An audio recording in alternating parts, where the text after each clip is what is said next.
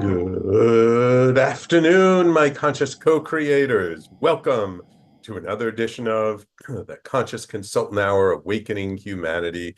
I am very, very pleased that you are all here with me today.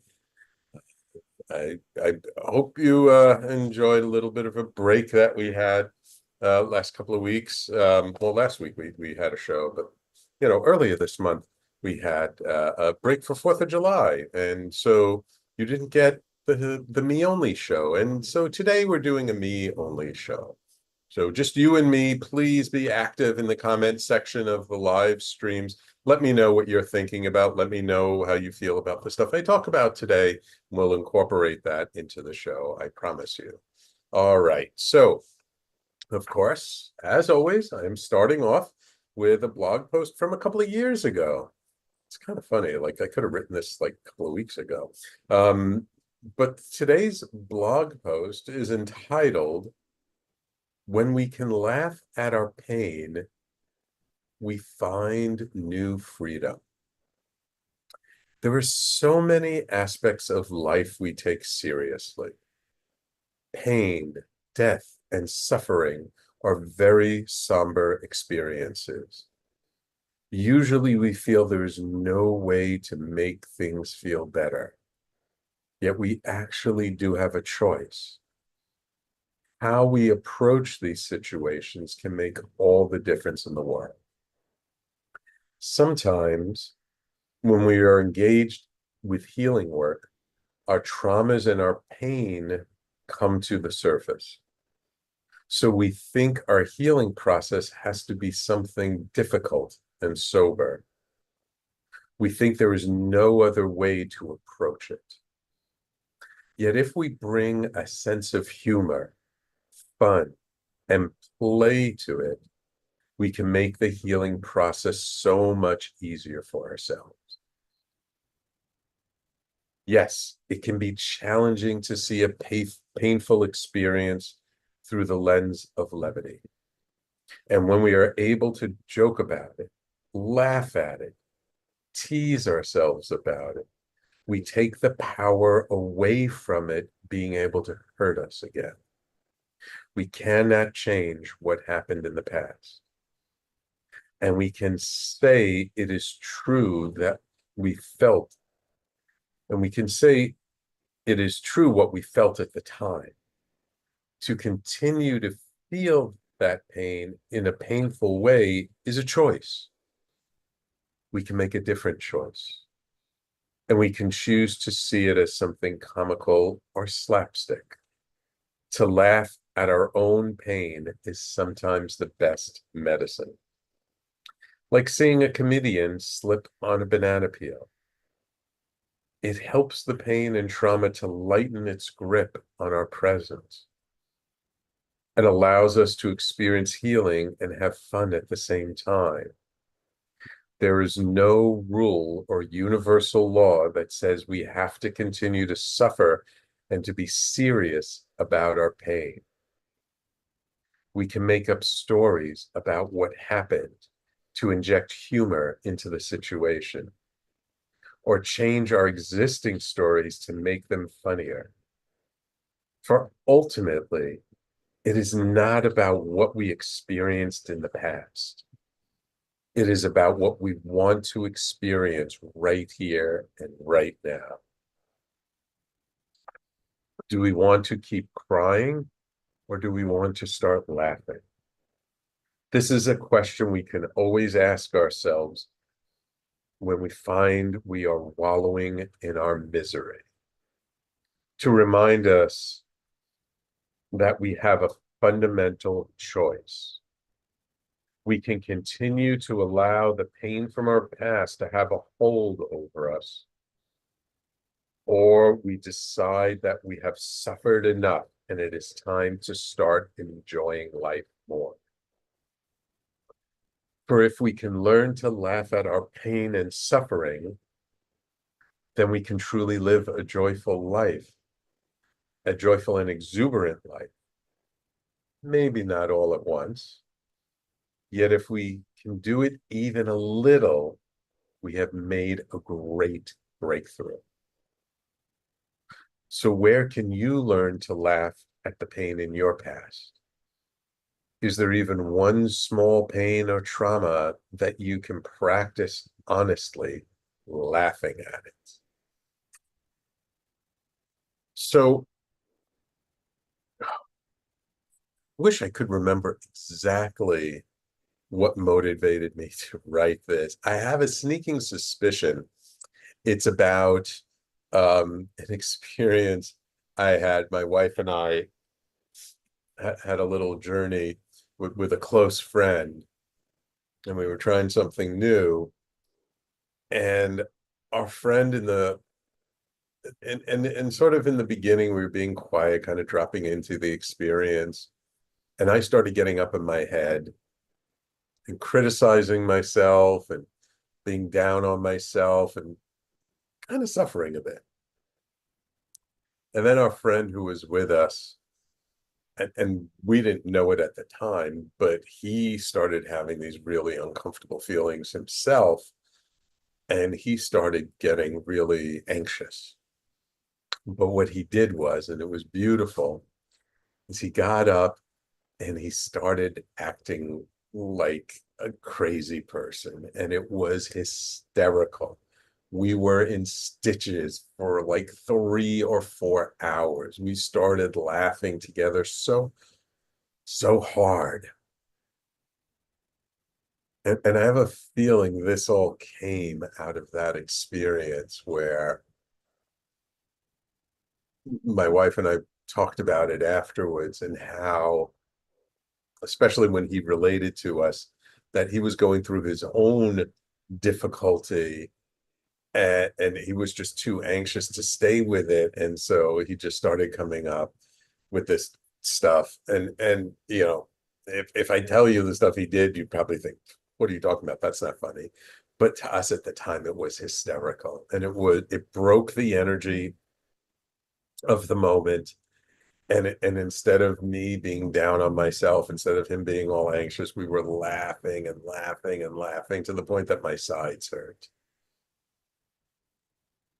And so when me and my wife talked about it afterwards, it was really a big lesson for me that, we take our pain very seriously because it hurts, it's uncomfortable. And so we tend to stick with that uncomfortableness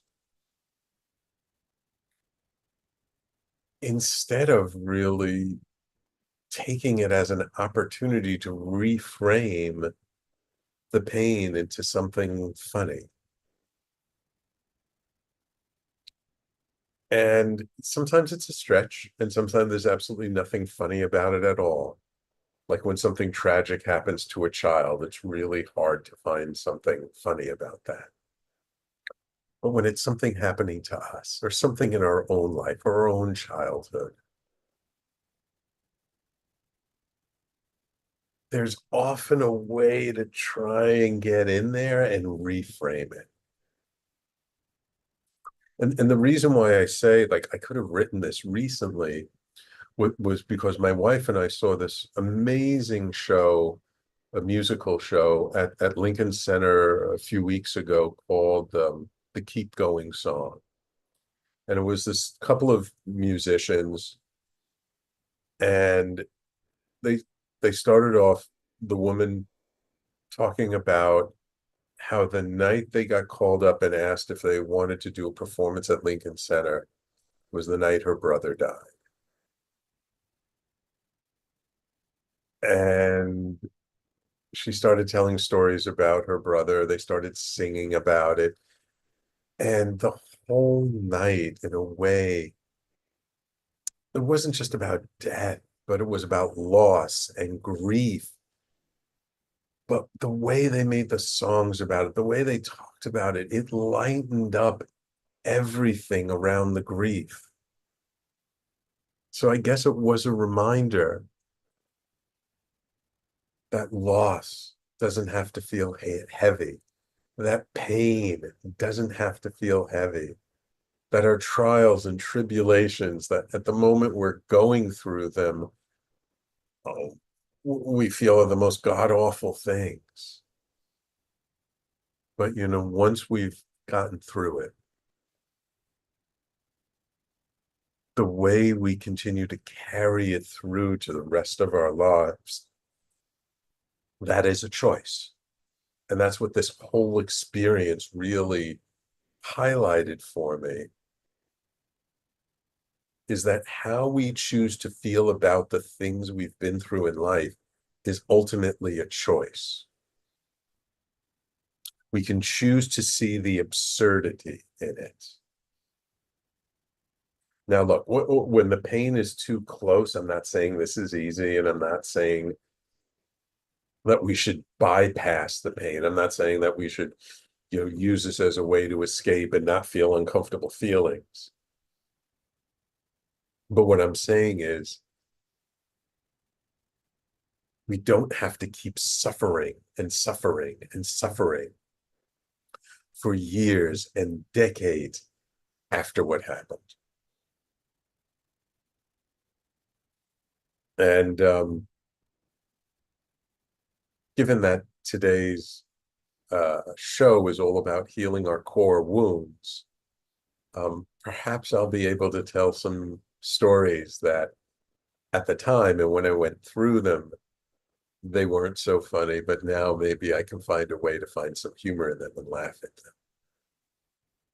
So I'm just curious, for all you out there listening, whether on Facebook or YouTube or LinkedIn or Twitch,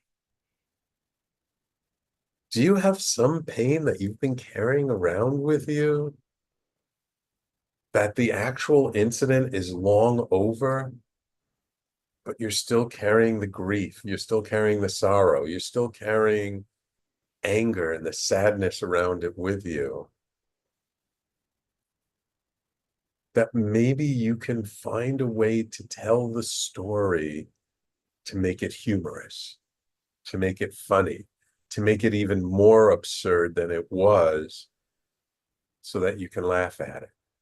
And this is a great exercise to do with friends, to call up a story from our past and retell it to our friend, but tell it in a way that makes it just so ridiculous you can't help but laugh at it. Now, like, I'm not saying you can do this with everything. And as I said before, if something's very close, it's more difficult to do it. The more distance there is, the easier it is to do this. But even just practicing it on some little thing, on some little painful moment. And actually, a lot of stand-up comedians, this is exactly what they do.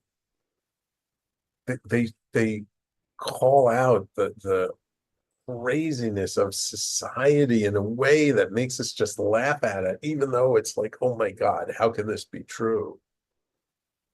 So it's kind of like learning to be a stand-up comedian about our own life.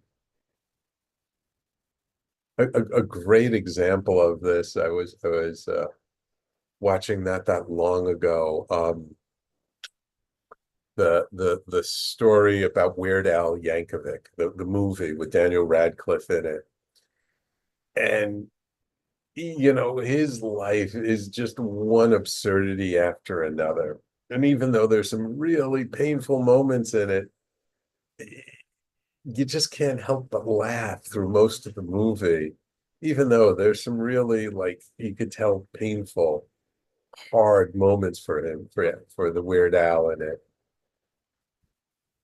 Now Weird Al is not everyone's cup of tea, I know, but the movie about him was actually pretty well done, and pretty funny. Maybe not the whole movie, but a lot of the movie. So it's a great example of how to take our pain. And I think that's what Weird Al Yankovic did with his whole act and routine over the years, is he took his pain and he turned it into something funny. And that lifts everybody's spirit, not just our own.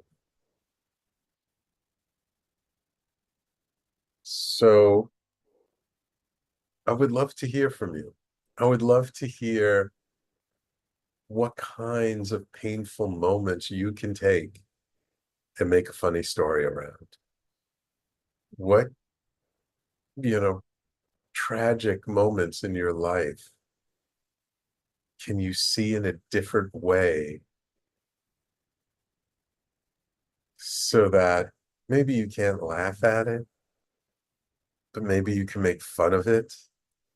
Maybe you can point to the absurdity around it so that carrying it is not so heavy and living with it is not the end of the world for us. So that's my blog post. When we laugh at our pain, we find new freedom. So let me know what pain you can laugh at.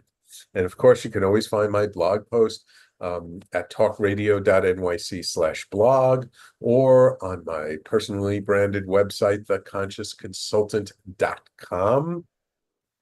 And yeah, so when we come back, no guest today, nobody to introduce. It's just going to be you and me, and I'm going to be talking about something that came up this past weekend or inspired by what happened this past weekend, talking about healing our core wounds and learning how, when we really dive into it with an open heart and with compassion, that there's a way to heal even the most painful wounds in our life. So I hope you'll stick around for it. Thank you. You are listening to the Conscious Consultant Hour, Awakening Humanity. We do this every Thursday, except on holidays, 12 noon to 1 p.m. Eastern Time, right here on talkradio.nyc and all over social media, YouTube, Facebook, LinkedIn, Twitch. We'll get back on Twitter. We're not on Twitter at the moment. I don't know. Twitter changed something, X changed something, and we got to update settings. So we will be right back with the rest of the show in just a moment. Are you a conscious co-creator? Are you on a quest to raise your vibration and your consciousness? I'm Sam Leibowitz, your conscious consultant, and on my show, The Conscious Consultant Hour, Awakening Humanity, we will touch upon all these topics and more. Listen live at our new time on Thursdays at 12 noon Eastern Time. That's The Conscious Consultant Hour, Awakening Humanity, Thursdays 12 noon on talkradio.nyc. Are you a high-achieving, growth-oriented leader? Are you interested in developing your authentic leadership while creating a healthy, inclusive workplace? Hi, I'm Dr. Mira Brancu, host of The Hard Skills on talkradio.nyc at 5 p.m. Eastern on Tuesdays, where we discuss how leaders develop the hard skills needed to make a greater impact. We interview experts, have live coaching, and tackle these challenges. Listen to The Hard Skills on Tuesday at 5 p.m. Eastern on talkradio.nyc. Are you a business owner? Do you want to be a business owner? Do you work with business owners? Hi, I'm Stephen Fry, your small and medium-sized business or SMB guy, and I'm the host of the new show, Always Friday. While I love to have fun on my show, we take those Friday feelings of freedom and clarity to discuss popular topics on the minds of SMBs today. Please join me and my various special guests on Friday at 11 a.m. on talkradio.nyc. You're listening to Talk Radio NYC. Uplift, educate, empower.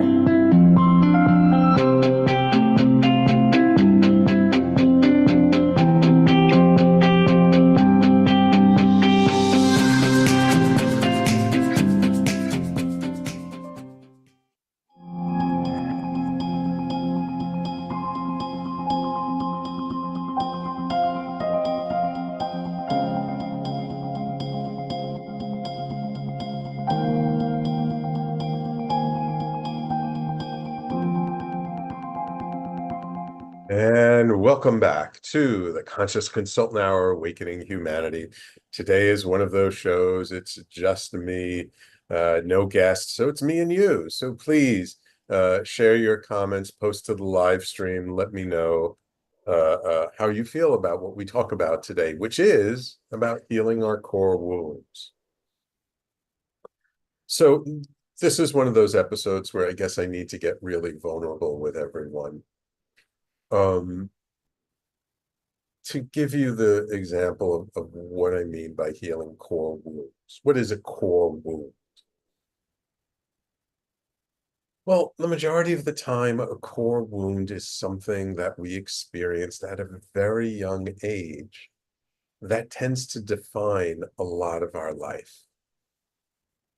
Sometimes we're aware of them, sometimes we're not. And there are different levels of core wounds. There are some that are more really at the deepest part of ourselves, and others that might be a little more superficial. So, as an example, one of my core wounds was always being compared to my brother and sister.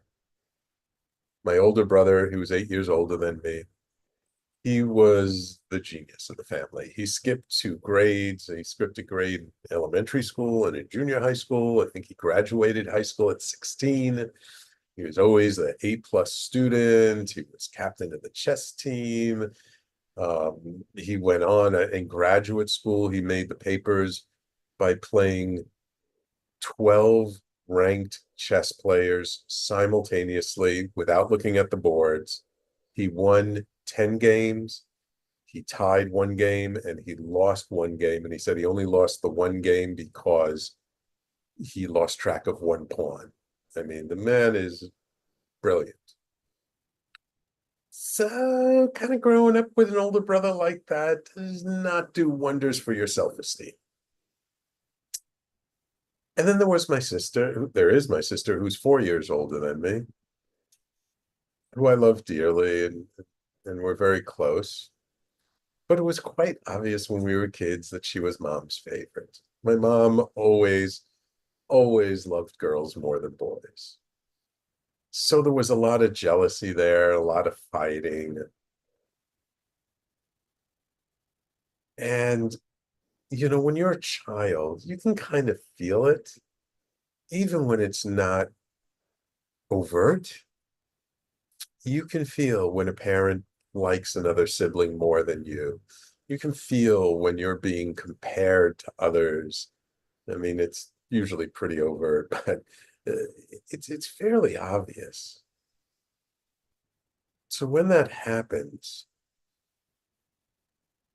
it does create a wound of sorts. It does cause us to see ourselves as less than. And I've carried that wound through my life quite a bit. And it caused me to make some ridiculous choices and decisions and not valuing myself.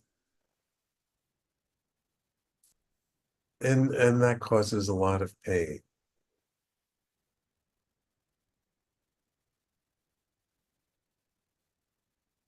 And because our wounds, our core wounds, are often caused by other people, it can be challenging to heal those wounds because it's quote unquote about what the other person did to us. And the truth is, it's not actually what they did to us. I mean, unless it's something like physical abuse, then yes, absolutely. Sexual abuse, absolutely. Verbal, emotional abuse, absolutely. But lots of times it's about how we interpret what they did to us. It's about the story we create around what we experienced. So what was the story I created around being compared to my brother and sister throughout childhood? Not good enough, not lovable, not worthy, not, yeah, just not worthy of having the good things in life. And so I made a lot of choices and I did a lot of things through my life where I put myself last. I put my own needs behind everyone else's, where I didn't really take care of myself emotionally, physically, mentally, until I was really able to see what was going on. And it's an interesting thing when we start doing our deep healing work, that when we really start to look at, why am I the way I am? Why do I feel the way I do? And what can I do to change that? That so much of our wounding causes this lack of self-worth, this feeling of unworthiness, of not being good enough, of not being lovable. Now, it's quite interesting. Different people respond to not being lovable different ways. For me, I was the rebel. I checked out. Not only was I not an A student, I was a B student. And when I made it to high school, I started smoking pot, doing drugs. And, I did all the things my brother and sister didn't do. And I just rebelled against it. I'm like, okay, well, you're gonna put me in that kind of box. You're gonna not value me. Then you know what? I'm not gonna listen to what you say. And it's part of my personality. Of course, being the youngest is usually the rebel. You know what they say, birth order. And I've read a book about birth order. Oh my God, it must have been like 40 years ago. And there actually is a lot. So if you have siblings, I would look for a book around birth order, and I can't remember which one it was, but there are several books on it, about, what happens when you're the youngest child, what happens when you're the middle child, what happens when you're the eldest child. It's really very valuable and very insightful. So I highly recommend checking it out and getting some information on that. But me being the youngest, I was the rebel. And I was like, you're going to give me a hard time? I'm going to do the opposite. Tell me to do X, I'm going to do Y. So since I was always being compared to them, my brother and sister, and I could never live up to that standard because it just wasn't me, I went the complete opposite direction. I'm going to be the black sheep of the family, and I'm going to do whatever my parents tell me not to do. I'm going to do whatever society says not to do. And I just went in the opposite direction, which is also not good, because then you make some really poor choices, because then you're not doing something because you want to do it. You're doing something to do the opposite of what other people want you to do. So that can kind of get silly. I hope you can see that. I hope you can relate to this, that when we do something out of a desire to do the opposite of what someone says, we're not truly honoring ourselves. We're just being reactive. We're just reacting to a situation, saying, no, I'm not going to do that. I'm going to do something else. And we're not really thinking, we're not being present about what's really good for us. And that's why a lot of teenagers get into so much trouble. And that's why a lot of teenagers end up doing stupid things that can hurt themselves, that sometimes they can die from, because they're not truly looking at what they want, what their heart desires. They're looking just to do something different than what their parents say. Now, sometimes, all they are is just in so much pain, and they just don't know how to deal with it. But when we're in that much pain, what we really need to do is reach out for help, and not just push it away, and not just numb ourselves to it, which is what I did. as a teenager, what a lot of teenagers do. So that core wound of being compared to a brother and sister who I was not, that's a core wound. Do I still deal with the fallout from that? Yeah, I'm sure I absolutely do. Am I much more conscious of it than I've been in the past? Absolutely. Do I still compare myself to others? Yeah, I probably do. Because I was just a habit, because I was compared to other people. Do I do it a lot less and I'm a lot more selective about who I compare myself to? Yes, absolutely. So as we go through life and we become more aware of our core wounds, we do raise our consciousness and we do learn to not always react to them the same way that we've reacted to them as children. But that doesn't mean they still don't live within us. They still don't define us. Is that a bad thing? I don't know. Maybe that's what makes us who we are today.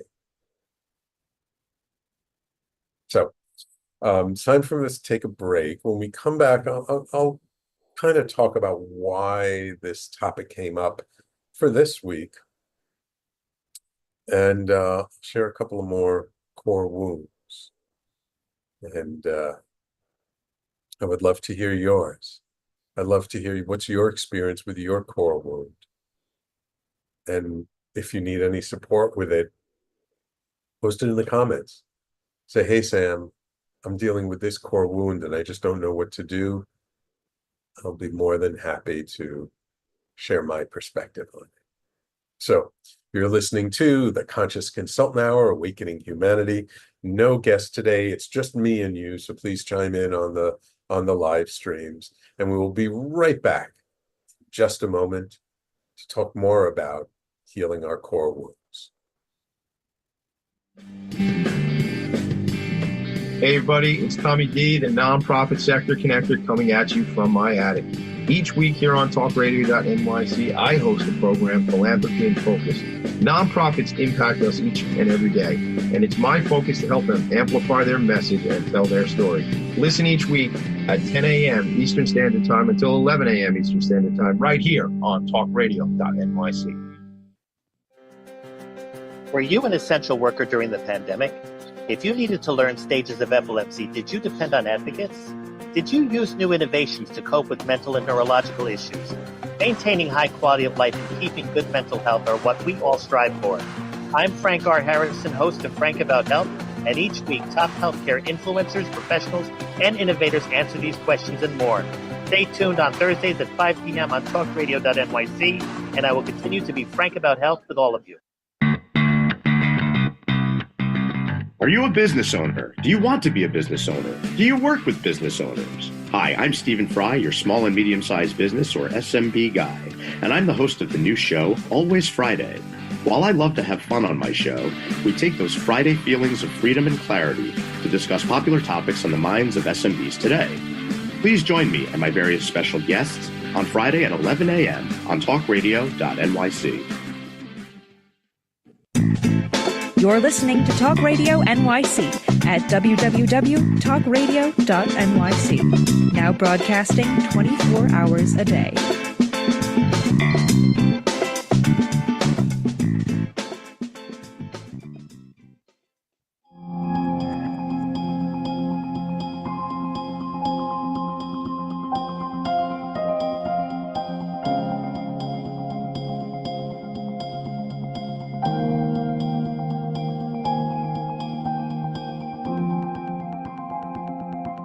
And welcome back.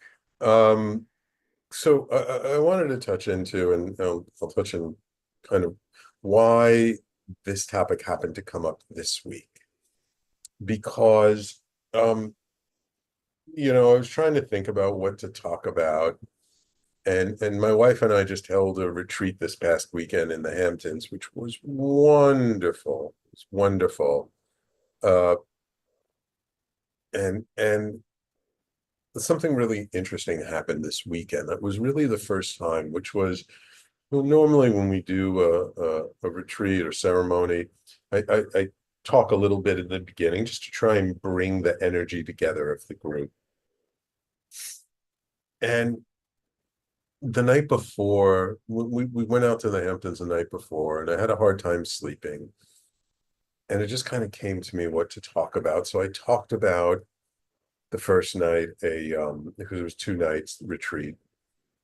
I talked about sort of the conversation with my dad, and then the second night about my mom. And basically it was about sort of the last major interaction I had with each of them, and how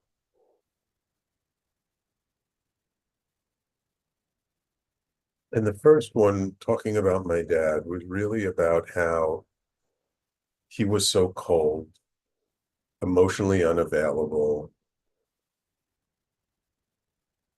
how he just wasn't there in a way for me, and how much that hurt, and how much that really affected me. And I don't need to go into the details at this moment, but I'm happy, probably we'll share another time on another show. But how, like, the last conversation I had with him before he passed away was just a very cold, unfeeling conversation that just left me emotionally devastated. And then 3 or 4 months later, he passed away from a massive heart attack. This is when I was a teenager, when I was in high school.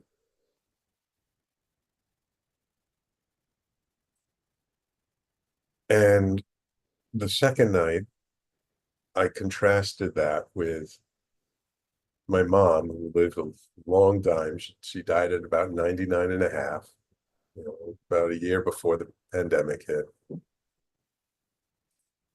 And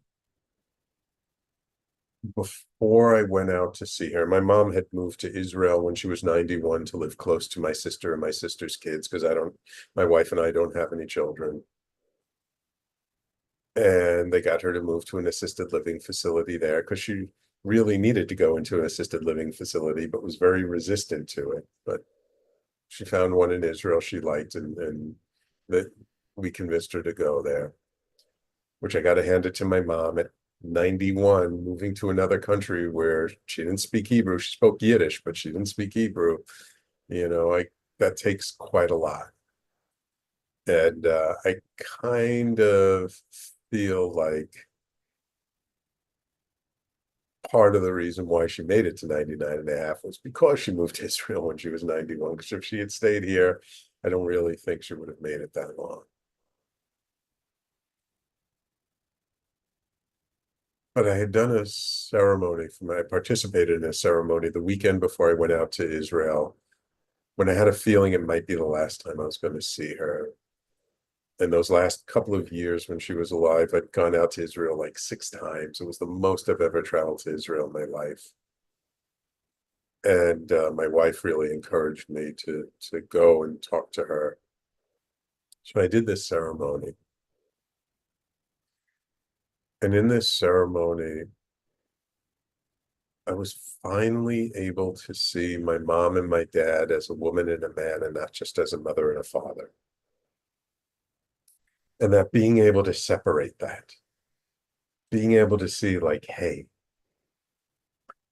my mom's not just a mom, my dad's not just a dad. They're human beings. They're a man and a woman who've had their own experiences, who were really just doing the best they could with what they had at the time. And given the traumas that they suffered, given what they had to deal with in their life, given what was acceptable and normal in society at the time, they really just did the best they could. And so being able to see that, being able to separate that they're not just parents, they're human beings, they're individuals. It helped me to have so much compassion for them. And it helped me that last time I saw my mom, to have a conversation with her where I apologized for all the grief I had caused her, because believe me, I did cause her grief. You know, I felt I was justified as a young teenager, as a man, but I really just owned my end of the relationship and told her how much I appreciated all she had done for me and loved me. And I loved her. And being my mom and being true to who she was, she didn't say a word. All she did was just nod her head. And you know what? That was perfect. That was more than enough. And so I know there are a lot of people out there who didn't have the chance to have that conversation with their parents before they died. My wife didn't, because her mom died unexpectedly on the operating table. She had fallen and broken her hip, and they were doing a hip replacement, and there was a blood clot. It went to her lung, and she died. She never came out of the anesthesia. And lots of times we don't get to say goodbye. We don't get to say the things we want to say to a loved one before they pass. And that can cause a lot of trauma, a lot of wounding. However, even if we don't have a chance to say it to them when they're alive, we can say it to them after the fact. We can write them a letter, even though they're no longer alive. We can say a prayer. There's all kinds of ways we can communicate. Because in the end, it's not really about the other person hearing what we have to say. It's about us being able to say it. It's about us being able to express it.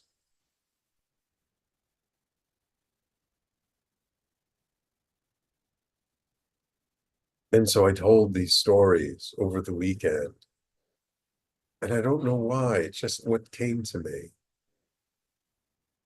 And I saw that for most of the people there, it really helped them to go deeper in their process, help them to really touch upon something that was really core.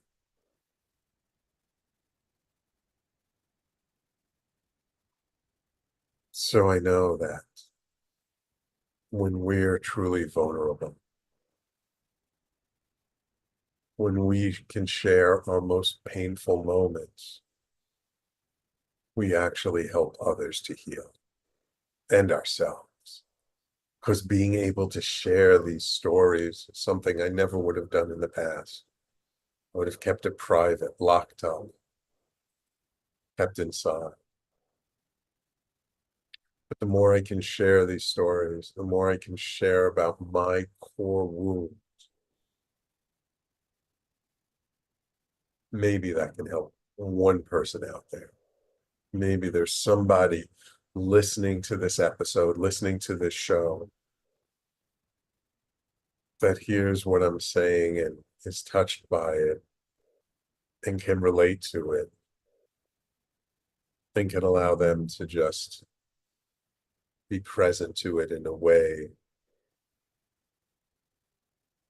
that it can serve them instead of tear them down. Now, healing our core wounds is not easy. It's oftentimes not fun. It's very uncomfortable being present to the emotions. But if the energy is there, if we're holding on to it, the only way to heal it is to feel it. I guess that was an angel giving me a thumbs up. The only way to heal it is to feel it. And that's the thing. We often don't want to feel these painful moments. We often don't want to go there because we don't want to be a blubbering mess on the floor. Sometimes that's exactly what we need to be, to unwind, to release, to let go of the energy we've been holding around these stories and these incidences for so long. So, those are, well, I talked about my dad's core, my core wound with my dad. I didn't really tell you what the core wound is with my mom. So when we come back, I still got a little bit of time. I want to wrap this up, but yeah, let me kind of share with you what that core wound around my mom was and why it took me so long to come to the place of being able to forgive her and have compassion for her around it. So everyone, please stay tuned. You're listening to the Conscious Consultant Hour, Awakening Humanity, and we'll be right back to wrap up the show in just a moment. Are you a high-achieving, growth-oriented leader? Are you interested in developing your authentic leadership while creating a healthy, inclusive workplace? Hi, I'm Dr. Mira Brancu, host of The Hard Skills on talkradio.nyc at 5 p.m. Eastern on Tuesdays, where we discuss how leaders develop the hard skills needed to make a greater impact. We interview experts, have live coaching, and tackle these challenges. Listen to The Hard Skills on Tuesday at 5 p.m. Eastern on talkradio.nyc. Hey everybody, it's Tommy D, the nonprofit sector connector, coming at you from my attic. Each week here on talkradio.nyc, I host the program Philanthropy in Focus. Nonprofits impact us each and every day, and it's my focus to help them amplify their message and tell their story. Listen each week at 10 a.m. Eastern Standard Time until 11 a.m. Eastern Standard Time, right here on talkradio.nyc. Are you a conscious co-creator? Are you on a quest to raise your vibration and your consciousness? I'm Sam Leibowitz, your conscious consultant, and on my show, The Conscious Consultant Hour, Awakening Humanity, we will touch upon all these topics and more. Listen live at our new time on Thursdays at 12 noon Eastern Time. That's The Conscious Consultant Hour, Awakening Humanity, Thursdays 12 noon on talkradio.nyc.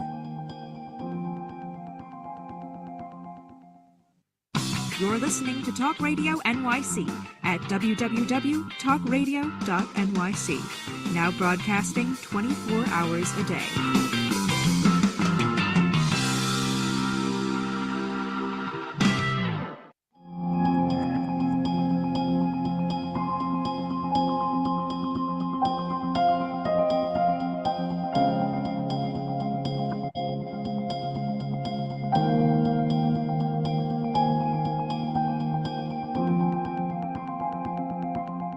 So we're talking today about healing our core wounds, which is not an overly exciting topic, but it's an important one. And so I talked about one of my wounds with my dad, and there are others. I mean, there are always multiple things. It's never just one thing. And with my mom, I didn't really touch upon what that core wound is. My mom being a child of the Depression era was very typically very frugal, very careful with how she spent money. And because she was so frugal, there was this story I made around it that money was more important to her than I was. And I even remember, I don't think I've told this story on the show, but I've told this story to people before, that I remember being a little kid. I mean, I don't know how old, 4 or 5 years old, small enough to kind of fit in the child seat of a shopping cart at the supermarket. And, we're buying food. I was with my mom, she was buying food, and, they had the little racks with like toys hanging down, and there was this like little race car with a track, wound up in a plastic bag with a cardboard thing on top. And I was like, "Oh, mommy, can you get that for me?" And she looks at it and she looks, and the price was written on the plastic bag. And she poked her finger in the plastic bag where the price was written. So you could only see the change part, not the dollar amount. So instead of it being, I don't know how much it was, I'm just going to guess like $2.99 or something, or $3.99. It was just 99 cents. She made it look like. And even you're a little kid, you kind of know that's not the right thing to do. And we got to the checkout counter and the cashier's ringing things up, and I was super embarrassed, and I thought the cashier was going to say something to my mom, but she just rung it up as she saw it. And so my mom got me the little toy, but I was so embarrassed by what she did. And that's like my earliest childhood memory of something like that. And she would do things like that over and over again. And the story I made around that was that I'm not good enough, that I'm not worthy, that money is more important to her than I was. And so I would do things when I got older that would end up costing her money. It's like I had to do something for her to spend more money on me to prove that she loved me. Eventually I grew out of that. And she actually ended up doing quite a lot for me after I got married and as an adult, and once I kind of healed my relationship with her. But that was my mom, and what I was able to see when I was able to see her as a woman and not as a mother was that she was raising 3 kids. She always said my dad never gave her enough money to run the household. She went back to being she started working for the city as a school teacher when I was, old enough to go to school myself to make extra money. And she was trying to do her best to make ends meet. She was always clipping coupons and always being very frugal. And so there are two ways to interpret it. Money's more important to her than I am, or she's being as frugal as possible so that she can give us the best that she can give us, or give us the most she can give us.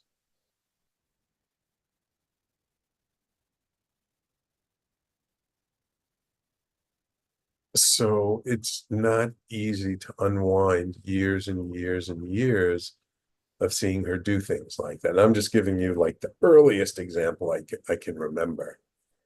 She did many things like that. And the story I made around it totally did not serve me.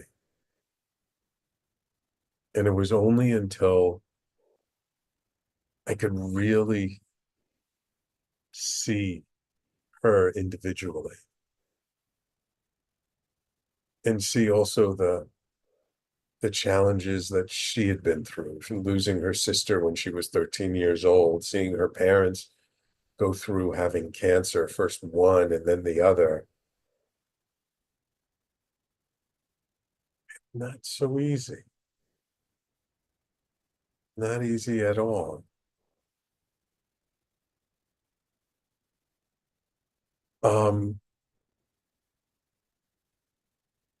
So, it's kind of funny how sometimes our biggest wounding comes from the stories that we make up around an incident as opposed to the incident itself.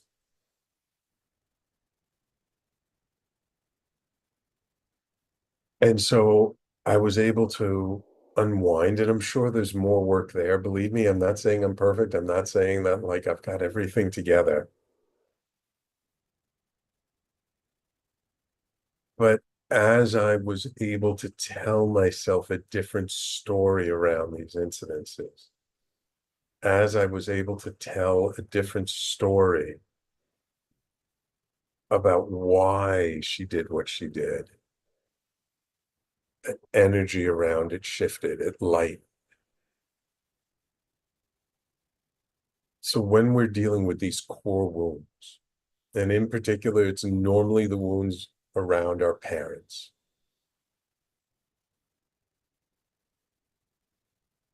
When we're dealing with these core wounds,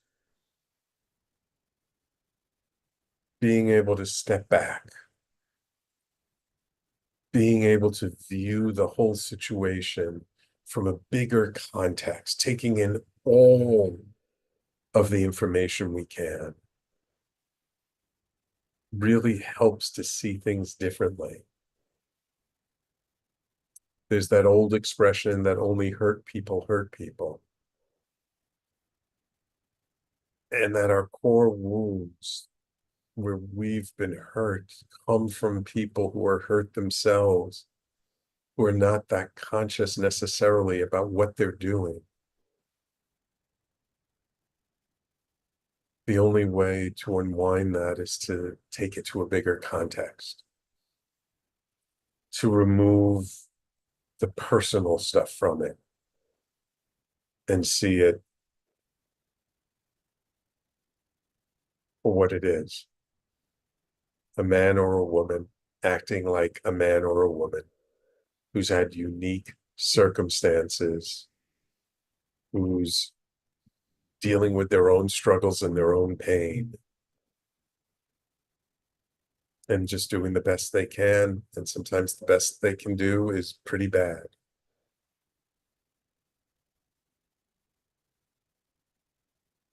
So I don't know if these stories help or not.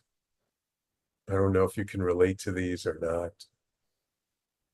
But I hope there's some little piece in all I've said this hour that serves you, that supports you. And I'd love to hear from you. So please comment on the videos, the live streams. Feel free to send me an email, sam@theconsciousconsultant.com, and let me know. And let me know if you want, if me being vulnerable is valuable to you, if it helps. And should I continue to do this with my me only shows in the future, or should I try something different? I'd love to hear from you because I do this show to serve you. So that's the show for this week. I'm wishing all of my loyal listeners and all the beautiful people out there tuning in the best that life has to offer. To know that even the most difficult situations you can get through. And we'll be back next week with a guest, so you don't have to listen to me ramble for an hour. So take care, everyone. Remember, if you missed any part of today's show, you can always catch the replay on talkradio.nyc. And you can always find the Conscious Consultant Hour on all the podcasting platforms. And if you're really enjoying the podcast, please leave a review, give us some stars, let other people know. Don't keep us a secret. Take care, everyone. We'll talk to you next week.